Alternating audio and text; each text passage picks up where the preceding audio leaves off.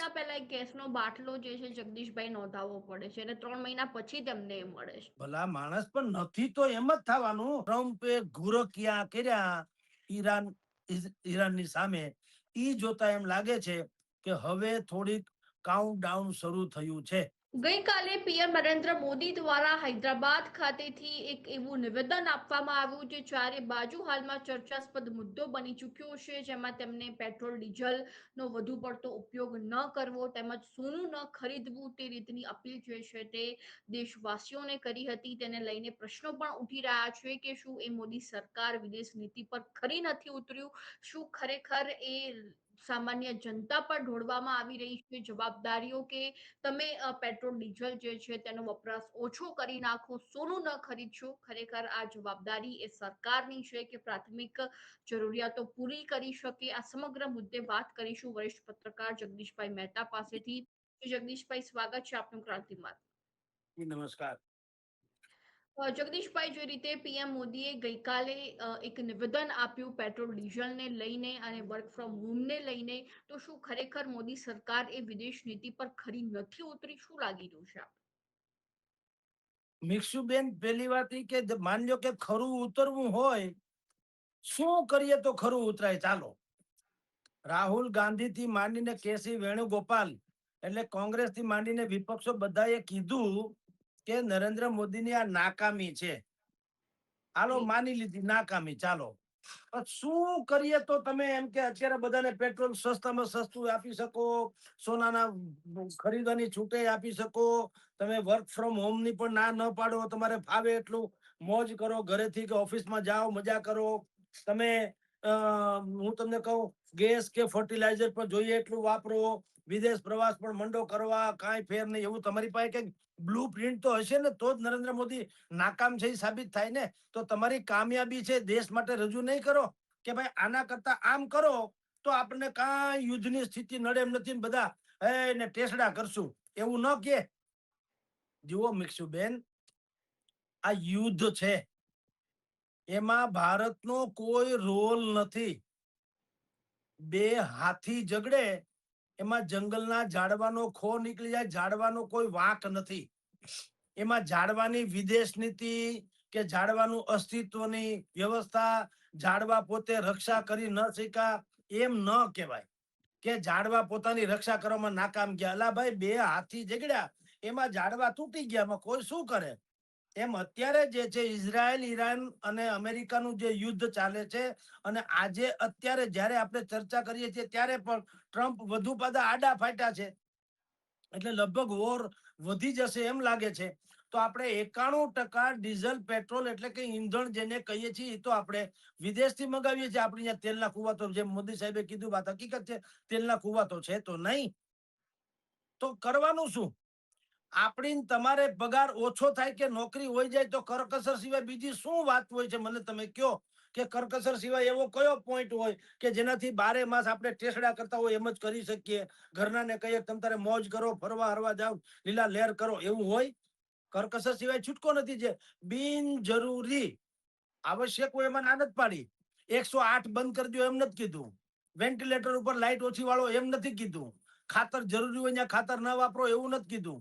રોટલી પકાવવા ગેસ ન વાપરો એવું નથી કીધું. એટલે ભાઈ, બિનજરૂરી એટલે કે મારે પણ 4 વ્હીલ છે, તમારે ધારો કે 4 વ્હીલ છે, બંનેને આપણે બેન બેને એક જ ઓફિસે જવાનું છે અને આજુબાજુમાં રહેતા હોય તો હું તમને તમે મને લિફ્ટ આપો એટલે વાત થાય પૂરી. કોઈ એકનું ઈંધણ બગડે, એકનું તો બચે,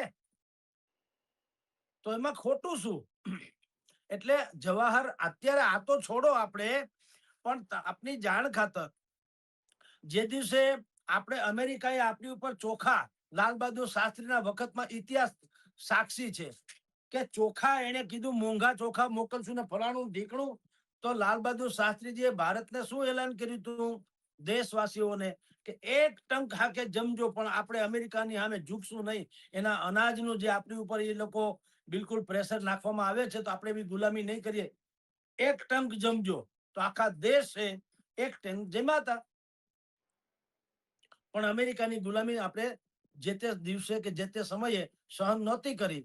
ઉજ્જવલા યોજના નરેન્દ્ર મોદીએ કીધું જે સુખી સંપન્ન માણસો છે એની પાસે વધારાના ગેસનો બાટલો છે, માની લો કે એ સુખી સંપન્ન છે, તો ભલામણ દાન આપી દો, ગરીબ માણસને મળે. મારે પોતાને તો મોદીને ઘરે તો નતા લઈ જવા, તો કરોડો લોકોએ આપી દીધા ને. તો મહાન માણસો અથવા તો દેશનું નેતૃત્વ કરનારા લોકો એ એવા સંકટ સમયે ભારતની જનતાને કહે તો બધું હું ને તમે બધા કોકના ઉપર ઢોળી દેશું કે આપણે કોઈ પાલન જેવી કોઈ ચીજ છે કે નહીં? તો એમાં ખોટું કશું જ નથી. આપની જાણ ખાતર ભિક્ષુબેન, આ યુદ્ધની સ્થિતિ છે અને યુદ્ધ આપણે આદરું નથી કે આપણાથી અંત આવે એમ નથી. આપણે યુદ્ધના પીડિતો છીએ. તો પીડિત સમયમાં ભારત જ એકમાત્ર એવો દેશ છે જેને 2-3 મહિનાથી યુદ્ધ ચાલે છે, છતાંય હજી સુધી તો આપણે એટલી બધી મોંઘવારી જે પડોશી રાજ્યમાં થઈ પાકિસ્તાન જેવામાં, એવી મોંઘવારી તો આપણે હજી સુધી ફાટી નીકળી નથી. સરકારે બધું નિયંત્રણમાં રાખ્યું, પણ હજી ભવિષ્યમાં યુદ્ધ લંબાય કે વધારે ખતરનાક થાય તો આવા સુઝાવ આપે તો ખોટું શું જી.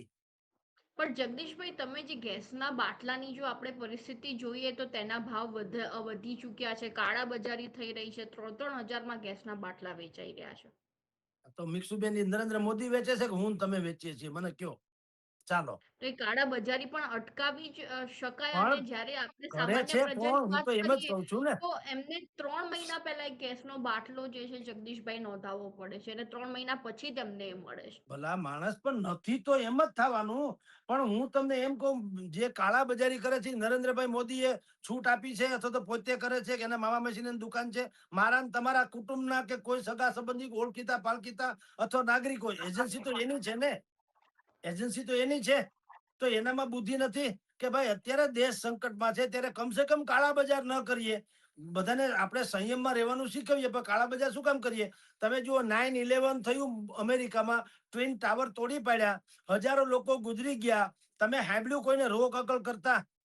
ક્યાંય સાંભળ્યું કોઈએ કે દ્રશ્ય જોયું? ઓહો, મારા દીકરા મરી ગયા, મારી માં મરી ગઈ, મારા પત્ની મરી ગયા, બેન મરી ગયા, સાંભળ્યું ક્યાંય કોઈ દી? એક ફોટો જોયો તમે? આ ઈરાન ઈરાક ને ઇઝરાયલ નું અત્યારે, અરે આ ઈરાન ઇઝરાયલ અને અમેરિકાનું યુદ્ધ ચાલે છે. સત્યાનાશ થયો છે કે નહીં? ઇઝરાયલ નો કેટલો બધો ધ્વંસ કરી નાખ્યો અમેરિકાએ. તમે જુઓ આજની તારીખે એના ખોમેની સહિતના તમામ નેતૃત્વ જેને કહી શકાય મોટા મોટા મહાન નેતાઓ બધા ગુજરી ગયા. છતાંય તમે જુઓ એ લોકો અડગ છે ને, દેશના ઝંડા લઈને હજી આંદોલન કરવા નીકળી પડે છે ને. અમેરિકાને કહે છે કે અમે અમારી શરતે સમાધાન કરીએ, તમારી શરતે તો નહીં, અમે ઝૂકીશું તો નહીં. આને કહેવાય રાષ્ટ્રવાદ, રાષ્ટ્ર પ્રેમ. એમ ન કહેવાય કે ઓહો તમારામાં બુદ્ધિ નથી. તો આપણી આ વિદેશ નીતિ, તમે તેલ ગોળ ઘી મોંઘા થવાનું છે તો વિદેશ નીતિ નિષ્ફળ કેમ કહો છો? તો આ ઇઝરાયલ તો અડધું પડધું ખતમ થઈ ગયું. યુક્રેન ને રશિયા કેટલા 6-7 મહિનાથી ઝઘડે છે. આ બધાનું શું થયું? કોઈ યુક્રેનના એકેય માણસનો ફોન તમારી કે મારા છાપામાં કે ટીવીમાં કે ક્યાંય આવ્યું કે આ વડાપ્રધાનમાં બુદ્ધિનો છાંટો નથી, રશિયા જેવડું એવડું મોટું મહાસત્તા છે એની અમે યુદ્ધ વહોરી ન લેવાય, આ અમારી નિહાળું બંધ થઈ ગઈ, અમારા કારખાના બંધ, સાંભળ્યું ક્યાંય? તો ભલા માણા, આપણે તો બસ લીલી નાઘેરની જેમ લહેર કરવી છે, બીજું કઈ કરવું નથી. એવું ન ચાલે. હું તો એમ જ કઉ છું કે વડાપ્રધાને ખાલી અપીલ કરી છે. હા, એક વાત તમને કહું મિક્ષુબેન, કે ચેરિટી બિગેન્સ ફ્રોમ હોમ. વડાપ્રધાને પોતે પણ એ આચરણમાં મૂકીને કીધું હોત તો ઓર ઇફેક્ટ પડત. એની વાત સાથે હું સહમત.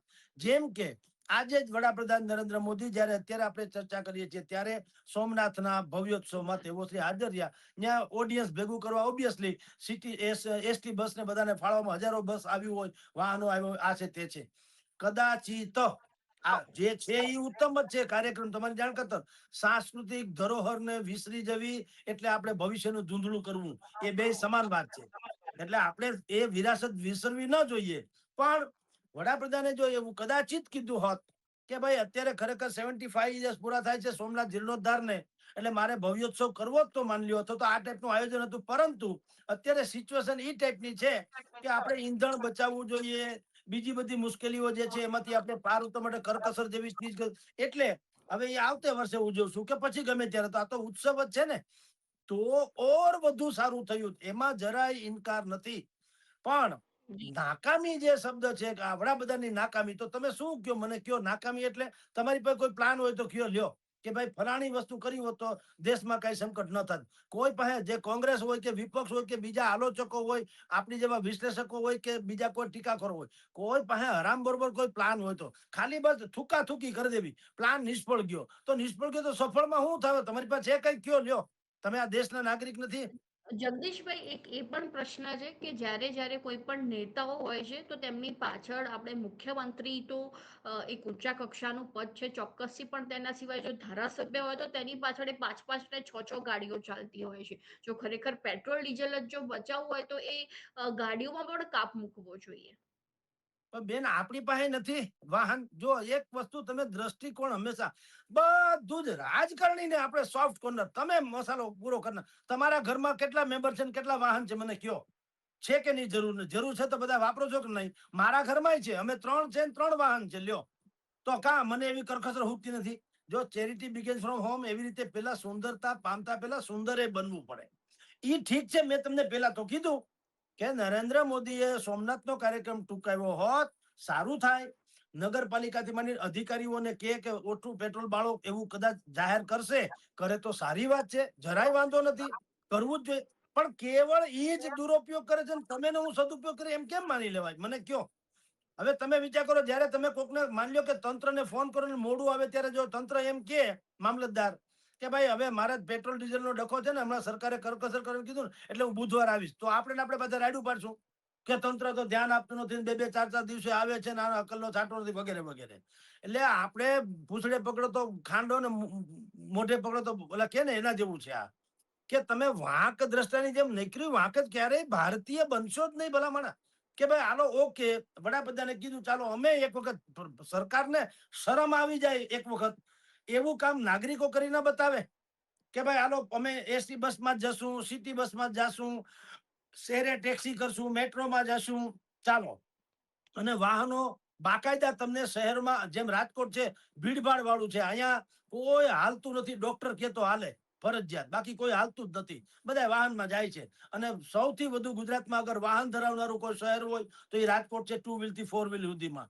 હવે માની લો કે વડાપ્રધાનની અસર પછી આવતીકાલે તમને રોડ રસ્તા ખાલી જોવા મળે અને રીતસર શેરે ટેક્સીની જેમ એક ટેક્સીમાં 4-4, 5-5 જણા આડાવડા ગોઠવણ કરીને જાતા જોવા મળે તો પ્રધાનો શરમાય અને તો આપણે કહી શકીએ કે ભાઈ આ રસાલા તમારા શું કામના છે. પણ તમે બસ બંધ કરી દો, અમે ટેસડા કરી લઈએ, એમ ના હાલે. નાગરિક તરીકે પણ આપણી કોઈ જગદીશભાઈ, ફરજ જે તો છે કે નહીં? જાહેરાત કરે છે પહેલા તેમને અમલ કરવો પડશે ને પ્રજા પણ એ જેટલા પણ નેતાઓ છે જે જાહેરાત કરવા વાળા છે તેમાંથી પ્રજા પણ શીખશે કે જો આટલો ના ના, મોટી પ્રજા કક્ષા ઊંચા અશિક્ષિત ક્યાં પદમાં છે? પણ નેતા જો પ્રજા અશિક્ષિત છે, એમની પ્રજા એમાંથી શીખશે. એટલે તો પ્રજાને તો સૌથી પહેલા નરેન્દ્ર મોદીએ કીધું ભાઈ સફાઈ કરવી જોઈએ, કચરો એક વખત સાફ કર્યું હતું કે નહીં? પછી શું થયું? શીખી ગયા આપણે કઈ? એટલે ઉલ્લુ બનાવવાના કારખાના છે. આપણે ઓછી માયા નથી. આપણે એક દી એને ફોટા પડ્યા તો આપણે ફોટા પડવી લીધા. કા ગંદકી તો આપણે એને તો ભગવાન દયાથી વડાપ્રધાનનું કાર્યાલય તો અફલાતુન છે, એનું રહેવાનું રહેઠાણમાં ગંદકી તો છે નહીં. હવે તોય છતાં એને એક દી હાવેણો પકડી લીધો તો આપણે કે અમે એક દી પકડી લીધો. અહીંયા બધા નેતાઓએ એક દી પકડીને હાવેણે ક્યાં ગઈ રાજા રામ જાણે.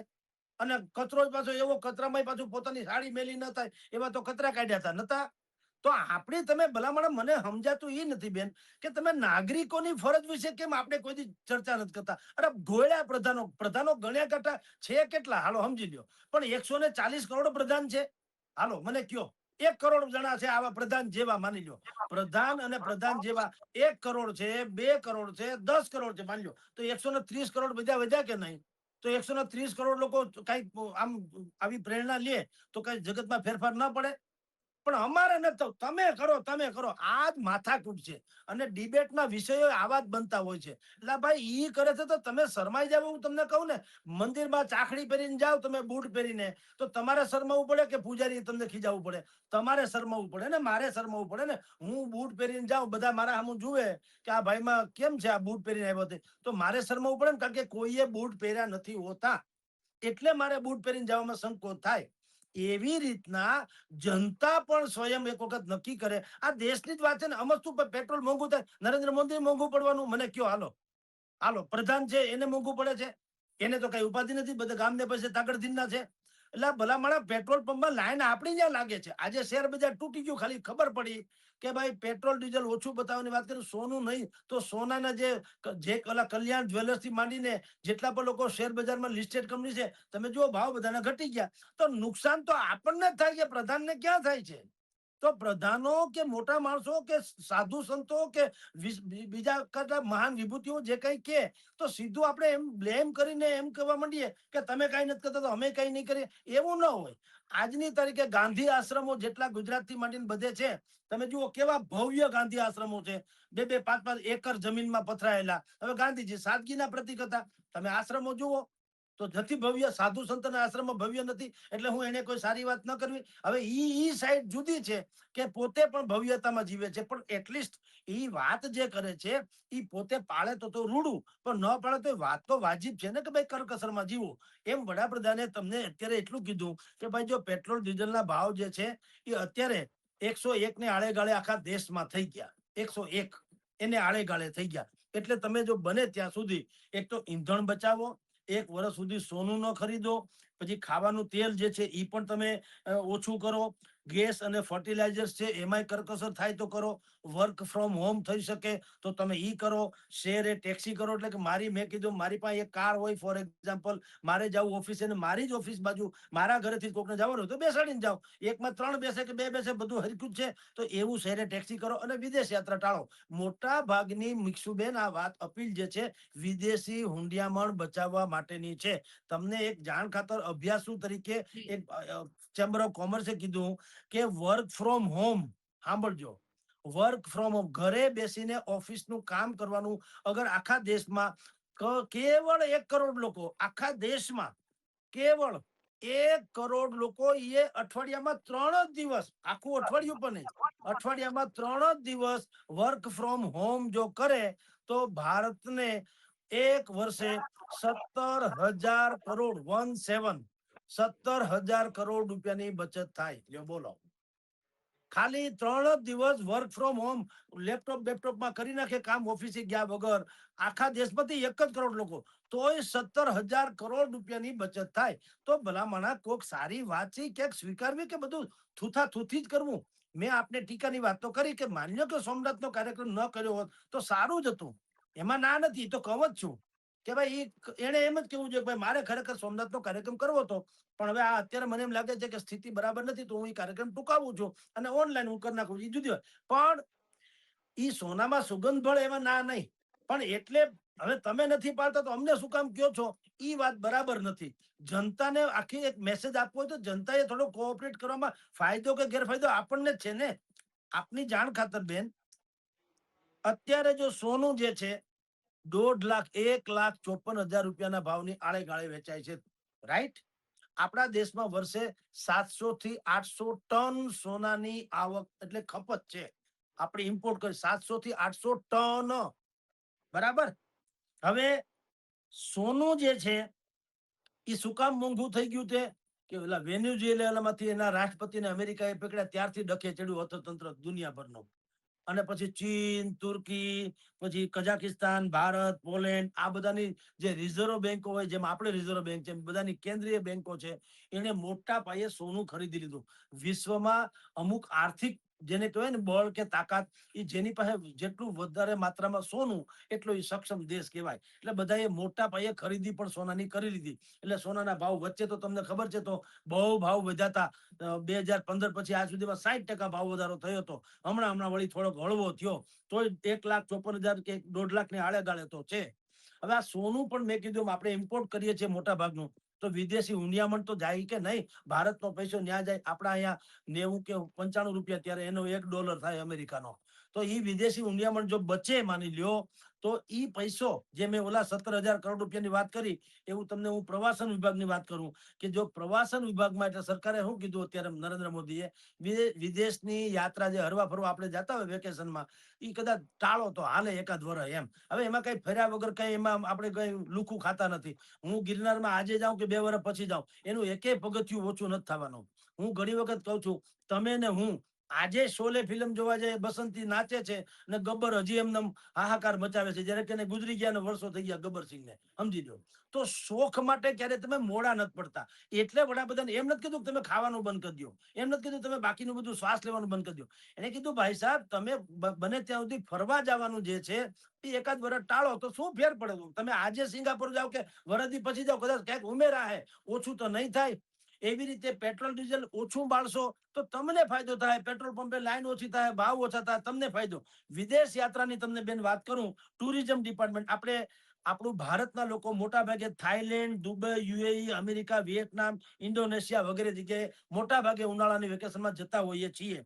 હવે એમાં જો 50% ઘટાડો, આ સર્વે, આ ચેમ્બર ઓફ કોમર્સ જેવાના સર્વેની વાત છે, મારી તમારી વાત નથી કઈ ઊંટી, કે આમાં જો 50% પણ ઘટાડો ધારો કે આવે પ્રવાસ કરવામાં વિદેશનો, તો પણ તમારી જાણ ખાતર ભારતના હોટેલ્સ ઉદ્યોગને, પછી વિમાની સેવાને, પછી હસ્ત ઉદ્યોગોને, પછી ગાઈડ થી માંડીને બાકી બધા લોકોને, ટેક્સી ડ્રાઈવરોને, આવા બધા હોટેલ્સ ને ધાબા ને બધું જે ગણો એ સ્થાનિક ઉદ્યોગોને કેટલો ફાયદો થાય ખબર છે? ગણતરી પ્રમાણે 1.35 લાખ કરોડ. બોલો, 1.35 લાખ કરોડ ખાલી એક અપીલ માત્ર થી 50% પાડે તોય. 100% તો નહીં, ભલે જેને ઉડીને જવું હોય કાવડિયા હોય જુદી વાત છે. પણ માની લો કે કોક એમ કે ભાઈ ઓકે આપણે એક વર્ષ પછી જશું, શું ફેર પડે? તો પણ આપણા દેશને 1.35 લાખ કરોડ રૂપિયાનો ફાયદો થાય એમ છે. હવે આવું ડીઝલ પેટ્રોલ પાસે. ડીઝલ પેટ્રોલ તમારી જાણ કરતા અત્યારે 100-107 ની આડે ગાળેનો ભાવ છે. હવે આપણી પાસે થોડીક એક રાહતના સ્વરૂપ વાત શું છે કે યુએઈ જે છે એ ઓપેક નામનું જે સંગઠન છે, પેટ્રોલ પેદા કરનારા 12 મોટા મોટા દેશ જે છે વિશ્વના, એનું સંગઠન છે ઓપેક. ઓપેક માંથી યુએઈ નીકળી ગયું. એ કે ભાઈ અમારે નથી રમવું, આપણી ભાષામાં લ્યો ની. હવે એ નીકળી ગયું એટલે શું થયું? જ્યારે તમે કોઈ સંગઠનમાં હો ત્યારે સંગઠનના નિયમ હોય.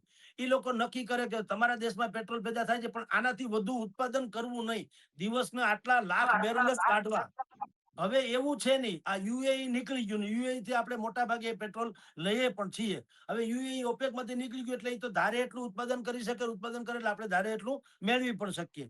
પણ ભારત સરકાર 91% જેટલું આ પેટ્રોલ ડીઝલ છે આયાત કરે છે. હવે એમાં સરકાર જો અપીલ કરે કે ભાઈ તમે ઓછું વાપરો અને એમાં 5-50% ફેર પડે તો આસમાન જમીનની ઇકોનોમીની દ્રષ્ટિએ ફેર પડે, વિદેશી હુંડિયામણ બચે અને એ આપણા દેશમાં વપરાય, આપણો પૈસો આપણામાં વપરાય. હું સિંગાપોર જાઉં એના કરતા શનિ સિંગડાપુર જાઉં તો પૈસો અહીંયા રે કે બહાર રે? શનિ સિંગડાપુરમાં રે કે નહીં? એના ફૂલ વાળો, એની અગરબત્તી વાળો, એની પૂજારી, એના ફલાણા, એનું ઢીકણું, એનો આપણા બસ, આપણી ટ્રાવેલ, આપણી હોટલ, શનિ સિંગડાપુરમાં સિંગાપુરમાં ફેર કે નહીં? તો સરકાર કરકસરની વાત કરે છે ને, તો માની લો કે ઈ નથી પાળતા, ઈ ટીકા એક જુદી વાત છે. હાલો 100% વાત સાચી. પણ કેવળ એમ અટકે તમે નથી પાડતું તો અમે નહીં પાડીએ એમ નહીં. તમે નથી પાડતા એની ટીકા અને અમે પાડીએ છીએ એની ગરિમા, તો સરકારને જ લાંછન લાગે, સરકારને પણ શરમ આવે કે ભાઈ લોકોએ જયારે આ બધું પાળવાનું શરૂ કર્યું, ચાલો આપણે કરીએ. તો મને લાગે સરકાર તો હું જીઆર બહાર પાડી દે, ભાઈ સરકારી કર્મચારીઓ જેટલા છે, અધિકારીઓ, જે સરકારી વાહનો છે, એ તો રાતોરાત જમા થઈ જાય, જેમ ચૂંટણી આચારસંહિતા જમા થઈ જાય છે એમ. પણ ભલામણ બધું એને આધારે છોડી દે એ नको. હું એમ કહું જનતાએ પણ કેવું છે ઓકે ચાલો. મેં હમણાં આજ તક નામની ચેનલમાં અનેક લોકોને મેં કાર ચલાવનારા બહેનો ભાઈઓ બધાને મેં જોયા. એને બધામાં તમે જુઓ આજ તક ચેનલમાં એમાં આવ્યું જ છે કાયદેસર. લોકોએ કીધું કે ભાઈ અમે વી આર વિથ પીએમ. વડાપ્રધાને જે વાત કરી છે એ સારી વાત છે, આપણા માટે જ છે. તો દેશની જરૂરિયાત છે અત્યારે. દેશ માટે મરી ફીટવાની જરૂર નથી, હવે દેશ માટે જીવવાની જરૂર છે. તો અમે બિલકુલ એનું પાલન કરીશું. શક્ય હોય ત્યાં સુધી વિદેશ યાત્રા ટાળશું, શક્ય હોય ત્યાંથી વર્ક ફ્રોમ હોમ કરશું, શક્ય હોય ત્યાંથી શેરે ટેક્સી કરશું, શક્ય હોય ત્યાંથી સોનું નહીં ખરીદીએ, વગેરે વગેરે. તો એમાં કઈ ખોટું નથી કે કરકસરનું કહેતો. એટલે મારી દ્રષ્ટિએ એક અપીલ છે એ સારી છે. એનું અનુસરણ પોતે કરે તો વેલ એન્ડ ગુડ, અનુસરણ ન કરે તો જનતાએ અનુસરણ કરી અને એ લોકોને શોભીલા પાડવાની જરૂર છે. જી મિક્ષુબેન. જી જગદીશભાઈ, શું લાગી રહ્યું છે, લોકડાઉન આવશે ભારતમાં? જો બેન, સિચ્યુએશન અત્યારે આમ જુઓ તો ગંભીર છે નહીં, પણ આજે જે રીતે ટ્રમ્પે ઘુરકિયા કર્યા ઈરાનની સામે, ઈ જોતા એમ લાગે છે કે હવે થોડીક કાઉન્ટડાઉન શરૂ થયું છે. એટલે સ્થિતિ થોડી, જી નહીતર વડાપ્રધાન જેવી હસ્તી આટલી મોટી આમ 9 સ્ટેપ જે ગણાવ્યા એ બુદ્ધિપૂર્વક જાહેર સભામાં કે નહીં. એને ખબર છે કે આવું બોલવાથી અફડાતફડી મચી શકે છે, અને મચી પણ ગઈ. શેર બજાર જુઓ ડાઉન થયું, હાહાકાર મચી ગયો બધા શેર બજાર. તો અસર તો થવાની. વડાપ્રધાન જેવી હસ્તી બોલે ત્યારે સ્વાભાવિક જ અસર થવાની. વચ્ચે એક વખત વડાપ્રધાન ખાલી બોલ્યા હતા તો તમે જુઓ પેટ્રોલ પંપે લાંબી લાંબી લાઈનો મંડીથી લાગવાની, પછી બધા સરકારે બહુ જ માથાપડી કરી ત્યારે મેળ પડ્યો. તો લોકડાઉનની સ્થિતિ એ નહીં હોય, અત્યારે નથી, પણ નહીં જ આવે એવું કહી શકાય એમ નથી. કારણ કે આપણે બધું આધારિત તો ડીઝલ પેટ્રોલ પરદેશથી જ મગાવીએ છીએ મોટા ભાગનું. હવે ઇથોનિલ બિથોનિલ વાત જે ગડકરીજી વાત કરે છે ને ઇલેક્ટ્રોનિક વાહનોની વાત કરે છે, એ આપણે પર્યાપ્ત માત્રામાં નથી. જેટલી માત્રામાં જોઈએ એટલા છે નહીં. એટલે સંભવ છે કે અત્યારે કરકસરની વાત કરીએ એટલે તમને મેન્ટલી પ્રિપેર કરે કે આગામી સમયમાં આનાથી વધુ કોઈ કડક નિર્ણય કરવાનો વખત આવે તો જનતાને લગભગ સમજાઈ ગયું હોય કે કદાચ આવે ખરું એમ. એટલે લોકડાઉનની સ્થિતિ આમ નથી, પરંતુ એટલી હકીકત છે કે સ્થિતિ બહુ સારી પણ નથી. જી જી જી જગદીશભાઈ, ધન્યવાદ આપનો માહિતી આપવા બદલ. નમસ્કાર બેન.